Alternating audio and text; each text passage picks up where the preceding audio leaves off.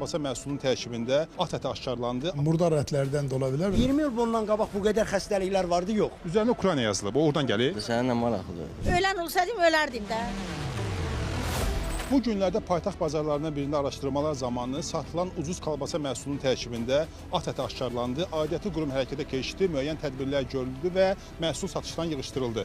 Bu isə digər bazarlarda və digər satış yerlərində satılan ucuz kalbasa məhsullarının tərkibi və qiyməti məsələsini bir daha gündəmə gətirdi. Bu cür ət məmulatları əlbəttə təsadüfətlərdən, murdar ətlərdən də ola bilər və çox təəssüflər olsun ki, ölkədə heç bir ətin satışına qadağa yoxdur. Yalnız istehlakçını aldatmamaq üçün ətin mənşəyi göstərilməlidir. Və istisna olunmur ki, belə yerlərə gələn ət məhsulları ola bilsin ki, murdar olmuş, xəstəlikdən ölmüş heyvanların olsun və yaxud ənənəvi olmayan, yeyilməyən heyvan ətlər olsun. Qiyməti də ona görə ucuzdur ki, onlar necə deyirlər, havayı başa gəlib onlara.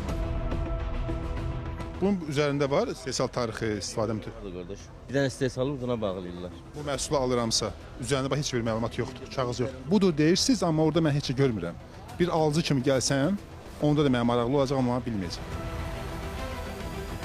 Görürsünüz, satdığınız məhsulun istehsal tarixinin nə üzərində yoxdur. Nazirlər Kabinetinin 94 saylı qərarına görə ölkənin əmtəə bazarında satılan bütün ərzaq malları markalanmalıdır, buraxılma tarixi, son yararlıq müddəti, istehsalçı firmanın rekvizitləri və digərləri olmalıdır. 4 manat 50 qəpiyə bir kilo məhsuldur da, niyə belə ucuzdur?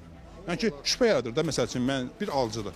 O zavod bilir də, valla məndən elə. Yaxşı, 4 manat 50 qəpiyə satırsınız da, bəs neçə aldınız bunu? 4 manat alırıq, 50 qəpi yox. Yəni çoxu faizləndir, faiz verirlər bizə. Orada var 3 manata, 2 manat 50 qəpiyə. Bəs bu üzərində bir məlumat olmayanlar nədir bə? Bax, hər hansı bir məlumat yoxdur. Tarixdəki silinib, bax burada. Bax. Bu tarix nə vaxt olub ki, silinib belə? Silinmir, o elə gəlir. Bir vətəndaş gəldi, məhsul almaq istəyir. Bu məhsulla bağlı məlumatı kimdən alsın? Yəni belə xəyal eləsin ki, nədir, yoxsa necə? Siz deyəsiniz, canlı, yoxsa necə? Dünən gələn məhsulun tarixi artıq bozarıb. Deməli, bu dünən gəlməyib də çoxdan gəlib. Bu məhsulları alıb üzərinə nə qədər pul qoyursunuz? Nə qədər? Firmanın qiymətinə satır. Bəli. Sizin qazanc? Satılan malın faizini alır. Satılmayan məhsul nə olur axırda? Və yaxud da burada nə qədər qarı satışda? Onu neyinirsə qardaş, onu niyə deyimsə, səninlə maraqlıdır. Yəni bu məhsul yəni satılmadı, nə olur axı? Burada nə qədər qalır? Neçə gün qalır? Satılan məhsulların tarixini göstərə bilərsiniz? Əlbəttə. Bir kalbasa məhsulu üçün açıq havada bu qədər müddət çox deyil. Noyabrın 17-sindən gələn yanvarın 1-nə qədər. Ahım mən nəbim qardaş. Siz satansınız da. Aha.